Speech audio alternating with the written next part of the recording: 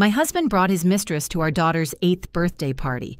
He walked her into the house I built, put his hand on the small of her back like she belonged there, and introduced her to our 8-year-old as your new mom.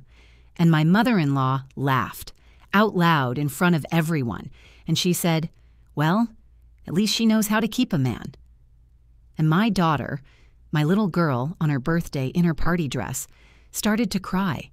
So let me tell you what I did. I didn't scream. I didn't throw anything.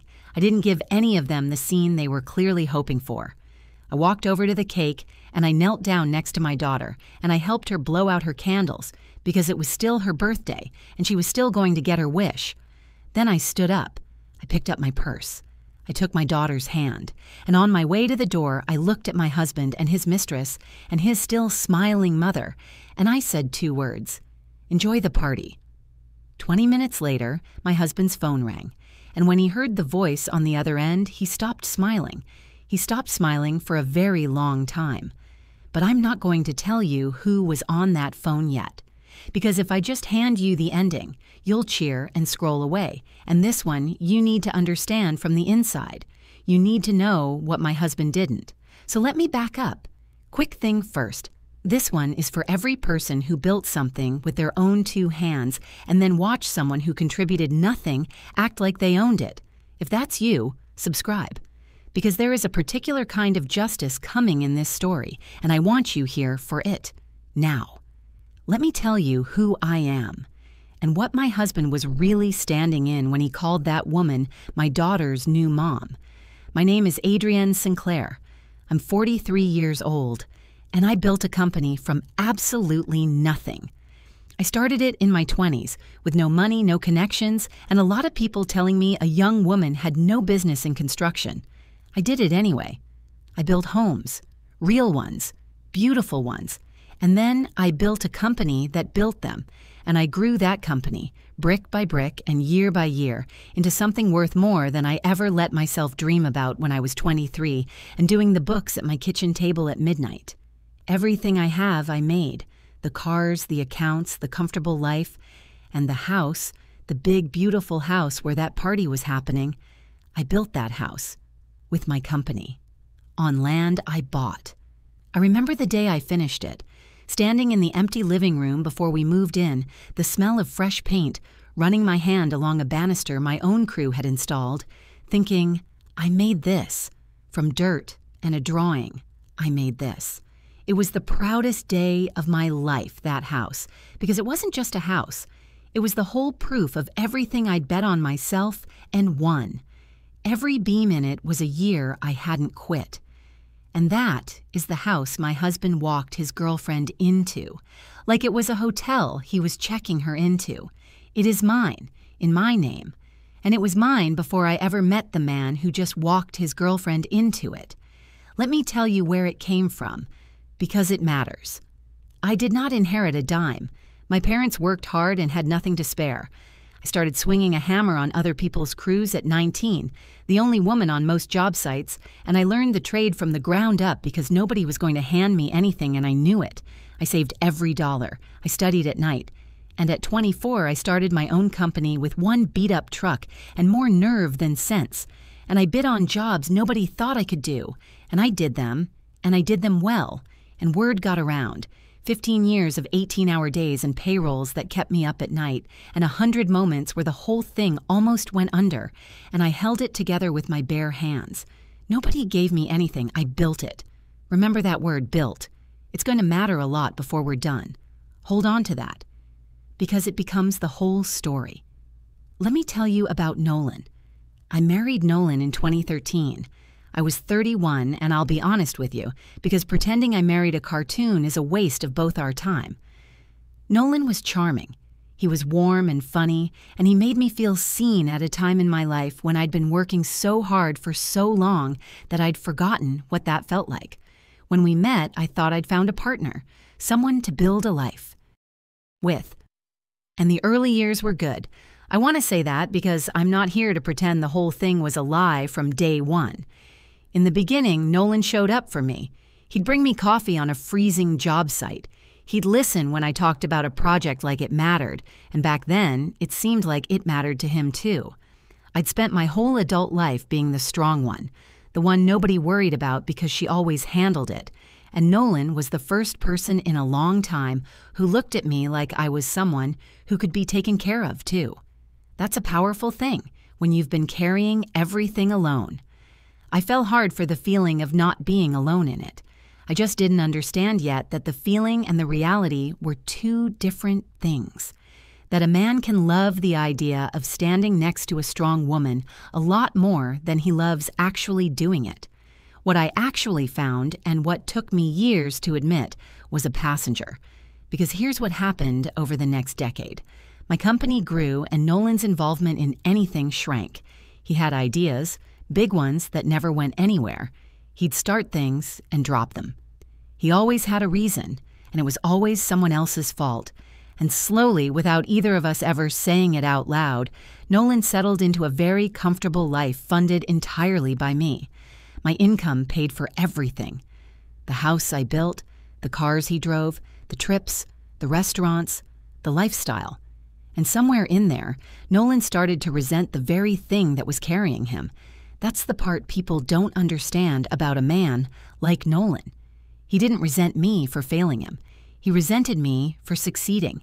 Every time my company hit a new level, he got a little smaller, and instead of being proud, he got mean about it. He started calling my work your little construction thing, like I ran a lemonade stand instead of a company with a payroll and dozens of families depending on it. He'd say it at dinner parties with a smile, and people would laugh, and I'd laugh too because what else do you do? He took the thing I'd built my whole life, the thing that was paying for the wine in his glass, and he made it a punchline. I remember the exact night it curdled for good, even though I didn't let myself see it clearly for years after. We were at a dinner party and someone asked me about a big project we'd just landed, a real one, the kind that changes a company. And I was excited, and I started to talk about it. And Nolan cut me off with a little laugh and said, "Careful, don't get her started on drywall, we'll be here all night." And everyone chuckled, and the subject changed, and I sat there with the biggest news of my year, dying in my throat. That was the pattern. Anytime I had a win, he had a joke. And the cruelest part is how it works. You start pre-shrinking yourself. You stop bringing the good news home because you already know the joke that's waiting for it. You make yourself smaller so the person next to you doesn't have to feel small. I did that for years without even noticing I was doing it. And do you want to know the thing that still gets me, looking back? He never once had to worry about money, not for a single day of our marriage. He got to chase his half-baked ideas and abandon them, take his long lunches, live like a man of leisure, precisely because I made it possible. He had the one thing almost nobody gets, total freedom from financial fear. And I was the one who gave it to him, and he repaid it by treating the source of it like a joke. A man who has never once lain awake worrying about a payroll does not get to sneer at the woman lying awake next to him doing exactly that so he doesn't have to. But he did. Every day, he did. He drank the water and mocked the well, and I let him. For years, I let him. Because I loved him, and because I wanted my daughter to have a family, and because when you're the strong one, the one who carries everything, you get very, very good at absorbing things that would break other people. You just carry that too. There's a thing nobody tells you about being the capable one. The world and the people closest to you quietly decide that because you can carry it, you should. All of it. Forever. Without complaint. Your strength stops being something people admire and becomes something they rely on so they don't have to build any of their own. Nolan leaned on mine until he forgot he had legs, and I let him, because setting it down felt impossible, because who would catch it if I did? So I kept carrying. The company, the house, the money, the marriage, the emotional weather of a man who resented me, all of it on my back while smiling. If you're the strong one, you know exactly what I mean, and you know how tired it makes you, in a way you can't even say out loud because saying it out loud feels like the one weakness you're not allowed. We had our daughter in 2017, Clara, and Clara changed everything about what I was willing to carry, though I didn't fully understand that yet. Let me stop for 1 second, because I know some of you are feeling that specific ache right now. You're the one who carries it all, and the person who's supposed to carry it with you has been quietly climbing onto your back instead. Stay with me, because how this ends is the whole reason I can tell you it with my daughter asleep upstairs in a house that is fully, cleanly, permanently mine. If that's you, hit subscribe. Okay? Now let me tell you how I found out. About 6 weeks before Clara's birthday, I found out about the affair. I won't bore you with how it was the ordinary way, the way these things always surface, a phone that lit up one too many times, a story that didn't add up, and then that cold, slow morning where all the little things you'd been explaining away suddenly line up into one clear picture. I remember standing in my kitchen, the kitchen in the house I built, holding the evidence of it, and the strangest thing happened. I didn't fall apart. I got very, very quiet.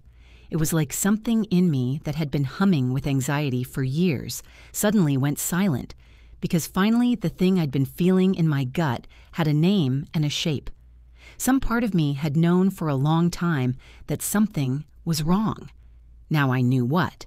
And I'll tell you the honest, unflattering truth about that morning. Underneath the heartbreak, there was something almost like relief. Because I'm a builder. I can fix a problem I can see. It's the invisible ones, the ones you can only feel, that drive you mad. And Nolan had just made his invisible problem visible. He'd handed me something I could finally work with. That first night, after I decided to stay quiet, I actually slept. Isn't that strange? The night I found out my marriage was over, I slept better than I had in months, because for the first time in a long time, there was no more pretending. At least not to myself. I knew the truth now. The war was declared, even if I was the only one who knew it had started. And a war you can actually fight is so much less exhausting than the cold, creeping dread of sensing something's wrong and not being able to name it. I woke up the next morning, clear-eyed and calm and absolutely certain of what I was going to do. I made his coffee. I kissed him goodbye. And I started building the quiet machine that was going to take my life back. Her name was Bianca. It had been going on for months, and once I saw it, I couldn't unsee any of it. Now here is the single most important decision I made in this entire story, and I want you to really hear it, because it's the thing that changed everything. I didn't say a word. Every instinct screamed at me to confront him, to throw it in his face, to scream, to cry, to demand answers, to blow the whole thing up that very night, and I didn't do any of it. Because in the 20 years I'd spent building a company, I had learned one thing down to my bones. When you discover a problem, the very worst thing you can do is react before you're ready. The moment you show your hand, you lose your advantage. And I understood, standing in my kitchen with my whole marriage in pieces at my feet, that I was not going to get one shot at this, and I wasn't about to waste it on a screaming match in a kitchen. Here's what 20 years of running a company teaches you, and it's the thing that saved me. When a project is failing, the amateurs react. They panic, they place blame, they make a big emotional scene, and they blow up whatever leverage they had. The professionals go quiet, they assess. They find out exactly where they stand before they say a single word, because information is power, and the moment you reveal what you know, you hand that power to the other side. I had spent 2 decades training myself to be the professional in the room when everything's on fire, and I realized, standing there, that the most important project of my life had just landed on my desk, and I wasn't going to handle my own survival like an amateur. Nolan wanted a scene. Probably. A screaming wife is a wife who's off balance, easy to manage. I wasn't going to give him that. I was going to give him silence and let him keep feeling safe, right up until the ground opened. So I went quiet. I went cold and calm and strategic, the way I get when a project is on fire and everyone's panicking and somebody has to be the still center that fixes it. I decided I was going to handle my own divorce the way I handle everything else, completely, carefully, and on my terms, not his. The next morning, I called a lawyer, the best one I could find, a woman named Meredith Vaughn who came highly recommended for exactly this kind of situation. High assets, one spouse who built it all, one spouse about to get a very unwelcome education. I'll never forget my first meeting with Meredith. I laid it all out for her, the company, the house, the timeline, the marriage, and I watched her expression change from professional sympathy to something sharper and more interested. She put down her pen, and she said, "Adrienne, I need you to understand something. Most people who walk in here are scared because they're about to lose half of what they have. You are not most people. You built an empire before this man ever showed up, and you kept building it.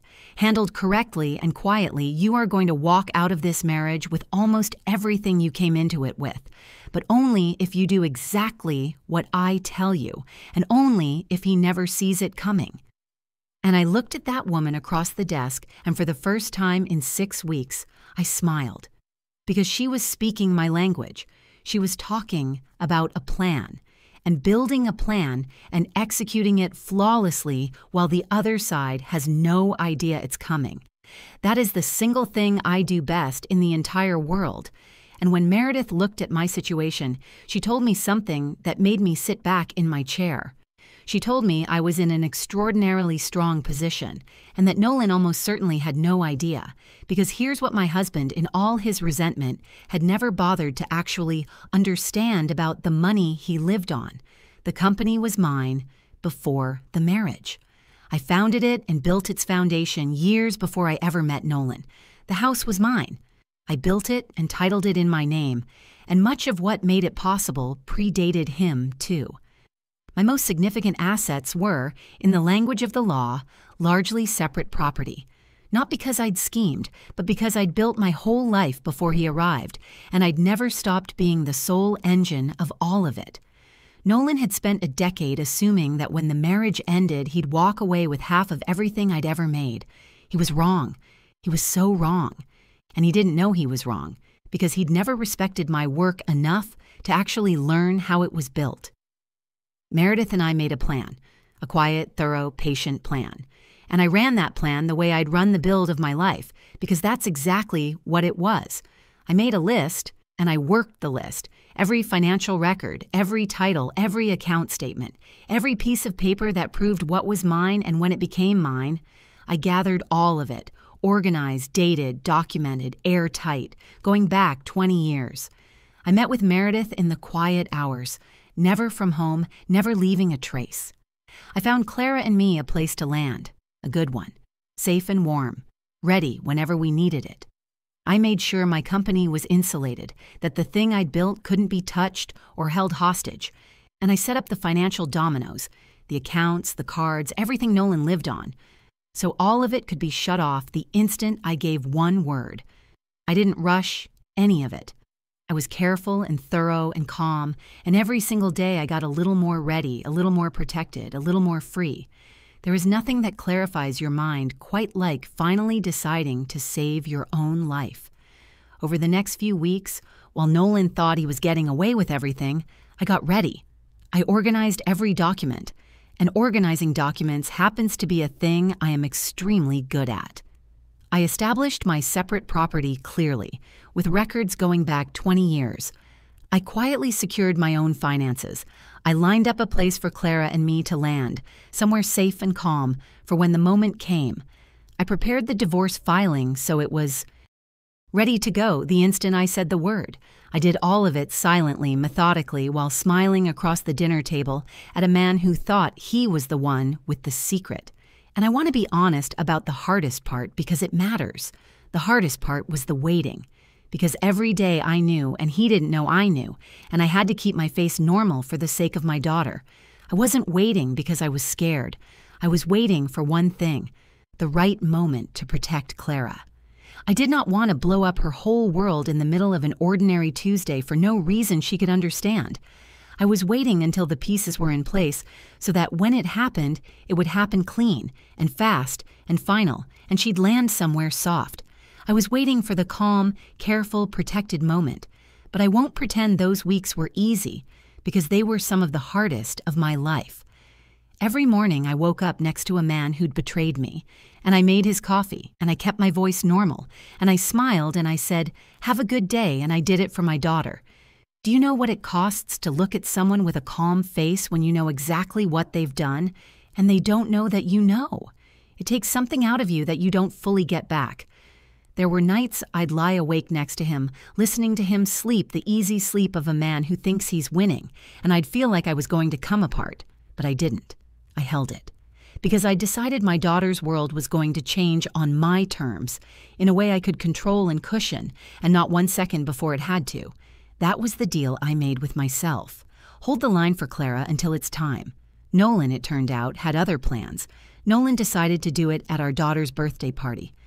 Let me stop again, because I know some of you have lived a version of this exact patience, knowing something enormous, holding it, protecting a child from the fallout, waiting for the right moment while the person who wronged you walks around oblivious.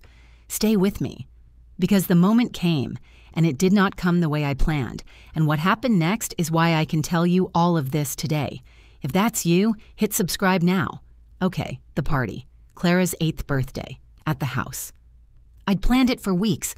The decorations, the cake, her friends, the little magician she'd asked for. I wanted it perfect for her because I knew, even if she didn't, that it was the last birthday of the life she currently knew. And I wanted it to be beautiful before everything changed. I threw myself into that party. Looking back, I think it was the one thing I could pour all that held-in feeling into. I ordered her favorite everything. I strung the lights myself. I decorated the whole house in the colors she loved that month, which changed about every 3 weeks the way it does at 8. I wanted my little girl to have one more perfect, uncomplicated day of childhood before I had to gently take the ground out from under her and build her a new one. I knew our life was about to change forever. She didn't. And there is a specific ache in loving a child through a happiness they don't know is about to end, in giving them the beautiful day precisely because you know what's coming after it. I gave Clara the most beautiful party I could build. I just didn't know her father was planning to burn it down himself. The house was full. Clara's friends and their parents, some of our neighbors, my mother-in-law Glenda, and Nolan being charming, playing the host, the doting dad, in the house he didn't own with the money he didn't earn. And then, about an hour in, the doorbell rang, and Nolan went to answer it with a look on his face I didn't understand yet. And he came back into the room with a woman on his arm. Bianca. He brought her to our daughter's birthday party, and I knew who she was instantly, though we'd never met. You always know. I'd spent 6 weeks knowing her name and her face, knowing more about her than she'd ever have guessed. And here she was in my living room, in a dress that was trying a little too hard, looking around at my house. The good furniture, the high ceilings, the clear evidence of money. With an expression I recognized immediately, because I'd watched it live on my husband's face for years. The look of someone appraising a thing they believe is about to become theirs. She was looking at my chandelier like she was already deciding whether to keep it. And I almost felt sorry for her. Almost. Because I knew something Bianca did not. She wasn't arriving at her new life. She was walking into the last 20 minutes of a fantasy, all dressed up, and the fantasy belonged to me. And I was about to wake everyone in that room out of it. He walked his mistress into my home, in front of my child, in front of my neighbors, in front of everyone, and I watched him do it. And I understood in an instant exactly what this was. This was his move. This was Nolan, who had spent a decade feeling small in the shadow of what I'd built, finally deciding to feel big. He was going to humiliate me, publicly, on the one day that was supposed to be about our daughter, because hurting me in front of everyone was the only kind of power he had left. He couldn't build anything, so he'd break something instead and make sure everyone watched. And I understood something else in that moment, watching him walk her across the room. This wasn't a crime of passion. This wasn't a man so overcome with love he lost his head. This was planned. He'd chosen this day. He'd chosen his daughter's birthday, in front of the neighbors, in front of everyone whose opinion I might care about, because the whole point was the audience. A private betrayal wasn't enough for Nolan. He needed witnesses. He needed to do it where it would hurt the most and be seen the most, because in his mind, humiliating me publicly was how he finally evened the score for a decade of feeling like the smaller person in his own marriage. He wasn't leaving me. Men leave quietly. He was staging an execution, and he'd sold tickets. And he aimed it straight through me without a single thought for the 8-year-old who'd be standing right there when it went off. He walked Bianca right up to where Clara was standing near her cake. and he crouched down to our daughter's level, and he gestured to this stranger, and he said it. "Clara, sweetheart, this is Bianca. She's going to be your new mom." The room went quiet. That awful, prickling quiet where 30 adults all realize at the same moment that something horrible is happening and nobody knows what to do. I could see it on their faces. The neighbors, the other parents, people who'd known us for years. Shock, then that helpless, mortified look people get when they're watching a car crash and can't do anything but witness it. One of the moms actually stepped toward Clara, this instinctive move to shield a crying child, and then stopped, unsure if it was her place. That's how wrong it was. A stranger's body moved to protect my daughter before her own father or grandmother did. I clocked that, even in the middle of everything. You learn a lot about people in the 3 seconds after something unthinkable happens. I learned who my real neighbors were that day. Some of them are still my closest friends now. Funny how that works. He threw a grenade to blow up my life, and it ended up showing me exactly who my people were. And Glenda, my mother-in-law, Clara's own grandmother, laughed. She actually laughed, this satisfied little sound, and she looked right at me, and she said, "Well, at least she knows how to keep a man." And my daughter looked up at me. My Clara. On her birthday. With her whole little face crumpling, because even at 8, she understood enough to know that something cruel was happening and that it was aimed at her mommy. And she started to cry. And that, right there, was the moment everything in me went very still. Not because I was defeated, the opposite. Because in that instant, every last thing that had been holding me back for 6 weeks simply dissolved. The waiting was over. The reason I'd been protecting, the calm, normal life for Clara, Nolan had just detonated it himself in front of a room full of people on her birthday. There was nothing left to protect by staying quiet. He'd made the choice for both of us, and I want you to understand what that felt like, because it wasn't rage, exactly. It was clarity, the cold, clean kind. 6 weeks I'd spent waiting for the perfect, gentle, controlled moment to protect my daughter from the blast. And here was her own father, setting off the blast himself at her party in front of everyone, with her standing right there in her party dress. The thing I'd been so carefully protecting was already gone. He'd burned it down to score a point against me. And the strange gift in that, the only gift, was that it set me completely free. I didn't have to find the moment anymore. He'd found it. Every careful thing I'd built and loaded and made ready over 6 patient weeks was about to go off, all at once, because the man who'd spent our whole marriage underestimating me had just pulled the pin himself and handed me the grenade, smiling, sure he was the one holding it. So I didn't cry, and I didn't scream, and I didn't lunge at anyone, as much as part of me wanted to. Instead, I walked very calmly across that silent room, and I knelt down next to my daughter, and I put my arm around her, and I said quietly just to her, "It's okay, baby. I've got you. Let's blow out your candles and make your wish." And I helped my 8-year-old blow out her birthday candles while her father and his girlfriend stood there, because I was not going to let them steal her wish on top of everything else. And I want to tell you why. Why, in that specific moment, the most important thing in the world to me was a birthday wish, because I understood with total clarity that this was the memory. This was the moment Clara would carry, and I was not going to let the last image of her 8th birthday be her mother falling apart. I was going to make the last image be her mother, calm and steady, kneeling beside her, helping her make her wish, telling her it was okay. Because someday when she's grown and she thinks back on the day it all came apart, I wanted her to remember that in the middle of the worst of it, her mom got down on the floor next to her and made sure she still got her wish. That's the memory I chose to give her, on purpose, while my heart was breaking. The steady mother, the safe place. Not the scene her father wanted, the wish. Then I stood up. I picked up my purse. I took Clara's hand in mine, and I turned to Nolan and Bianca and Glenda, and every drop of shaking rage in me came out as the 2 calmest words I have ever spoken. Enjoy the party. And I walked my daughter out of that house, put her in my car, and drove away.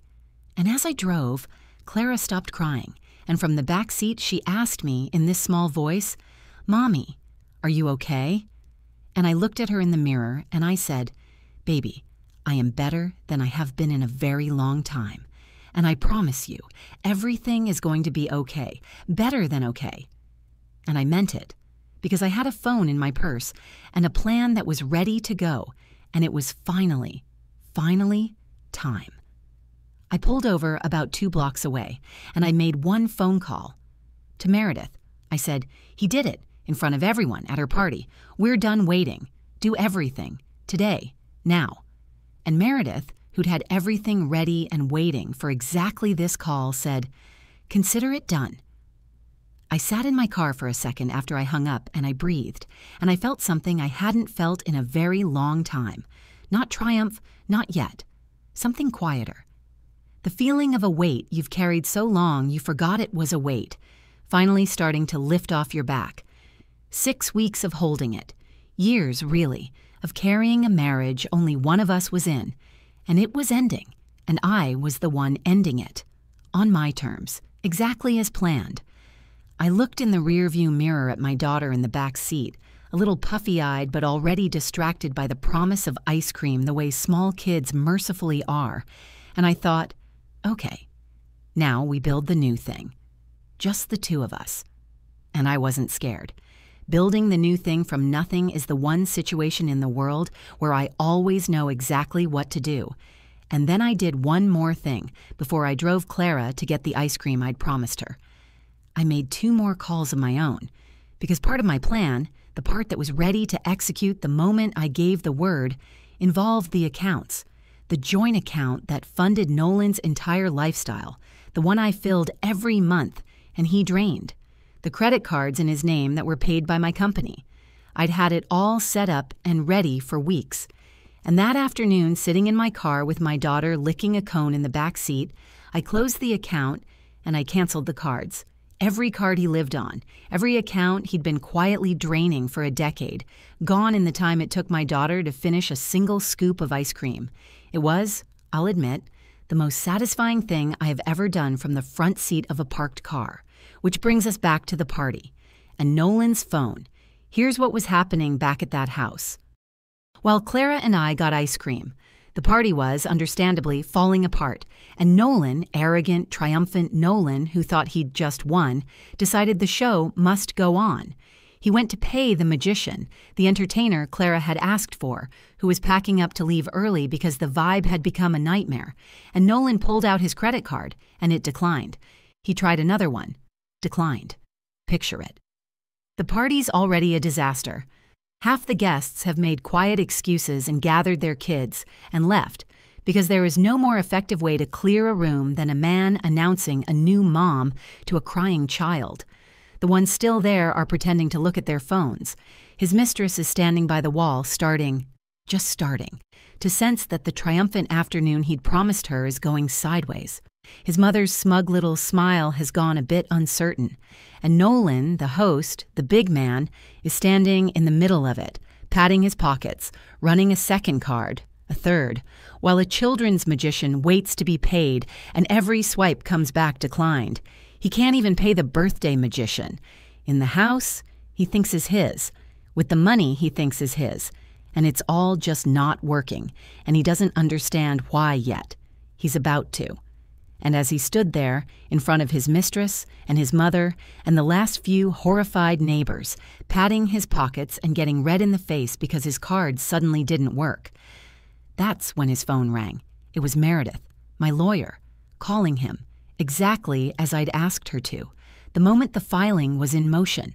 She was professional, she was polite, and in the space of about 90 seconds she explained to my husband the situation he was actually in, that his wife had filed for divorce, effective immediately, that he would be served formally within the day, that the joint accounts had been closed and the credit cards canceled, as was entirely within his wife's rights, as she was the sole source of funds in all of them.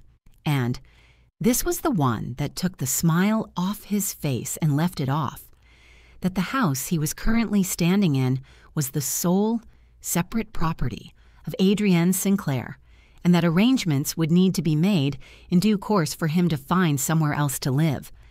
I wasn't there to see his face, But Meredith told me later that the line went completely silent for a long, long time. And I've imagined it about 1,000 times since. My husband, standing in the wreckage of the party he blew up to humiliate me, holding a dead credit card on the phone with a lawyer, calmly explaining that the house, the money, the life, none of it was ever his. All of it was mine.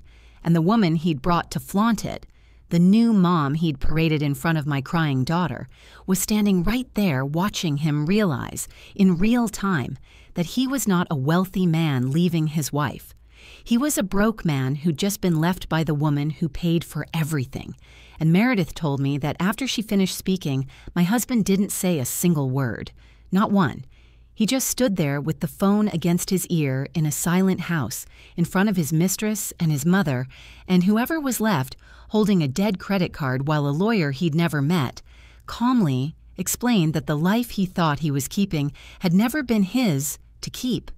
She said she could hear it land. That's the phrase she used. She could hear it land on him, the whole weight of it, all at once. He'd walked into that party the biggest man in the room. 20 minutes after I drove away, he was a man standing in someone else's house, realizing he had nowhere to go. I'm going to be honest about how it went from there, because these things don't wrap up in one perfect afternoon, and I won't lie to you to make it neat. The divorce took months, the way they do. There were lawyers and filings and the whole grinding process, but the shape of it never changed after that day because the facts never changed. My separate property was my separate property. Meredith had it documented so thoroughly, going back 2 decades, that there was almost nothing to fight about. The house was mine. The company was mine. The vast majority of everything was, cleanly and provably, mine, because I'd built all of it before and outside of him. Nolan walked away with the portion of genuinely marital assets the law provided, which was a small fraction of the fortune he'd assumed was half his. He'd spent a decade certain he was one divorce away from being set for life. Instead, he got a modest check and a very hard landing. And I want to be clear about something, because I know how these stories can sound, and I care about telling you the true version. He didn't lose everything because he cheated. That's not how it works, and it's not what happened. In most places, cheating doesn't cost you $1 in the divorce itself. Nolan lost because the money was never his to begin with, because I'd built it all before him and kept it clearly mine, and because I prepared instead of panicking. If I'd married him with nothing and built the company together during the marriage, this would be a very different story, and he'd have walked away with half and been entitled to it. But that's not our story. Our story is that he spent a decade living inside something I built alone, mistaking proximity for ownership. He thought living in the house made it his. It never did.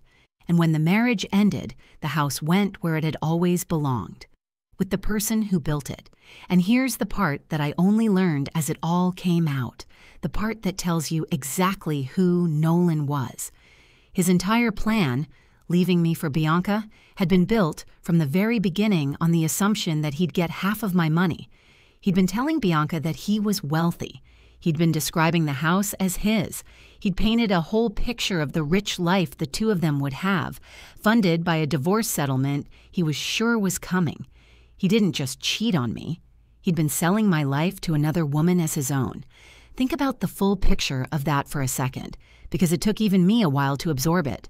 For months, Nolan had been sitting across from Bianca, painting a portrait of himself as a wealthy, successful man on the verge of freedom. My house was his house in that portrait. My money was his money. My success was, somehow in the telling, his. He'd taken my entire life and worn it like a costume to seduce another woman. And the plan, the actual functioning plan he was running, was to leave me, take half of what I'd built as his fair share, and go start a rich new life with Bianca, funded entirely by me, forever, while feeling like a winner the whole time. That was the dream. Divorce the woman who built it all and keep the life she built anyway. And it rested entirely on an assumption he was too arrogant and too contemptuous to ever check. That half of it was his. It was the single most expensive assumption of his life.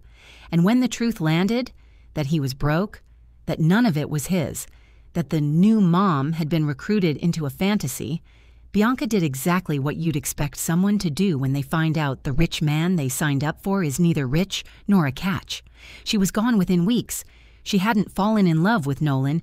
She'd fallen in love with my house and my money, and the second those evaporated, so did she. He blew up his marriage and humiliated his daughter for a woman who left the instant his cards stopped working. Glenda, my mother-in-law, the one who laughed and said at least the mistress knew how to keep a man. I'll let you appreciate the irony of that line yourself, given how it all turned out. The mistress kept him for about 6 weeks. I don't hear from Glenda anymore. That's fine. I do think about Glenda sometimes, though, because for years that woman treated me like I was lucky to have her son, her charming, ambitious, going-places son, when the truth, which she never let herself see, was the exact reverse. Her son was lucky to have me, and everything he had because of me. When she laughed at my daughter's party and said the other woman knew how to keep a man, she was telling on herself, really. She'd raised a son to believe a man's worth was in charming his way into a comfortable life someone else paid for, and then she was proud of him for it. People like Glenda usually decide the whole world is unfair, rather than look at the one true thing. That's their prison. I don't need to build it for her. She's already inside.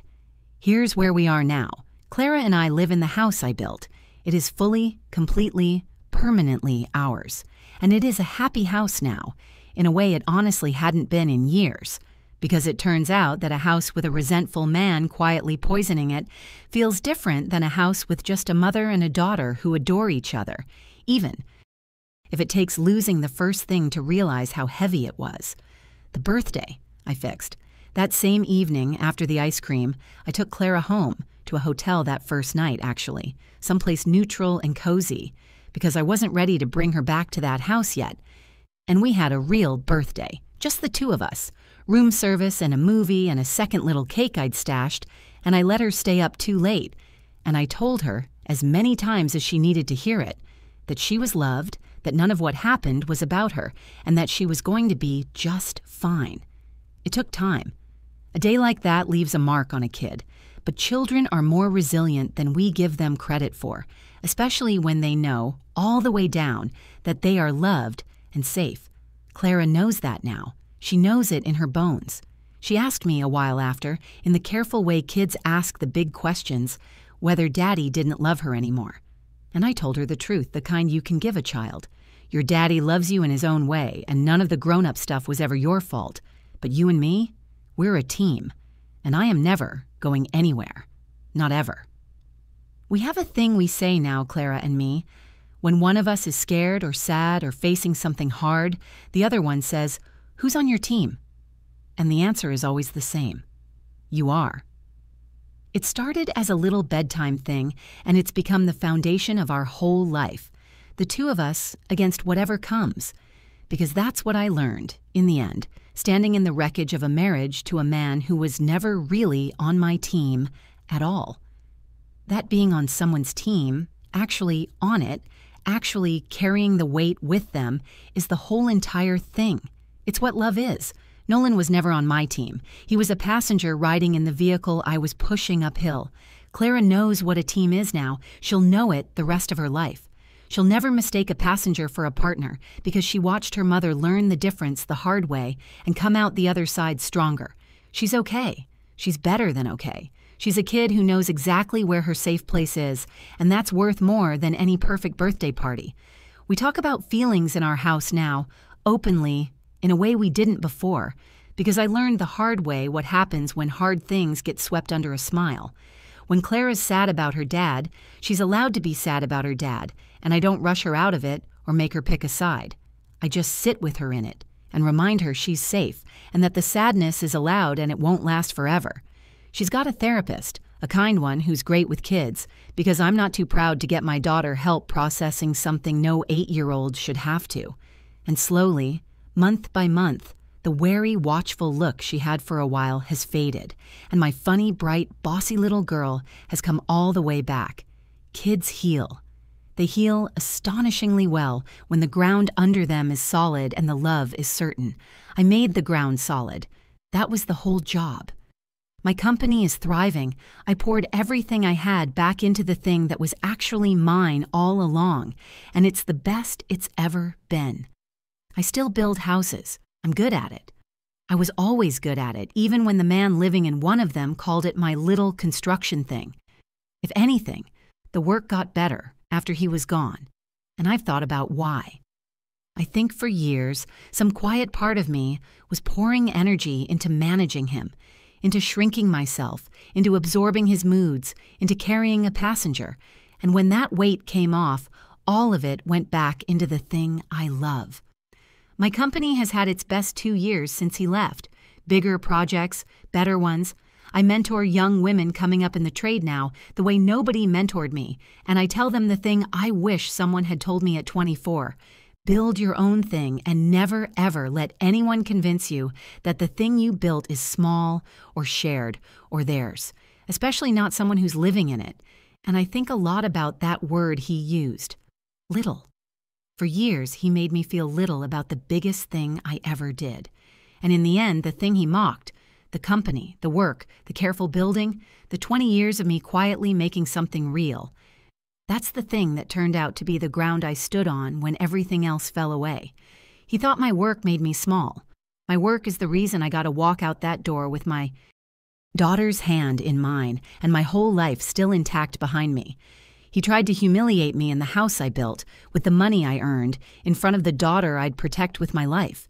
He thought he was showing everyone that he'd won. What he was actually doing was standing in the middle of everything I'd made, that he never made, about to lose all of it, and too arrogant to know it. And here's the thing I've made my peace with, the thing I'd want you to take from all of this. I didn't beat Nolan because I was cruel, or because I got lucky, or because the universe handed me some perfect revenge. I won, if that's even the word, for the most boring reason in the world, because I built something real, and I protected it. And when the moment came, I was prepared instead of panicked. That's the whole secret. There's no magic in it. The magic, if there is any, is just 20 years of quietly doing the work while someone told me the work didn't matter.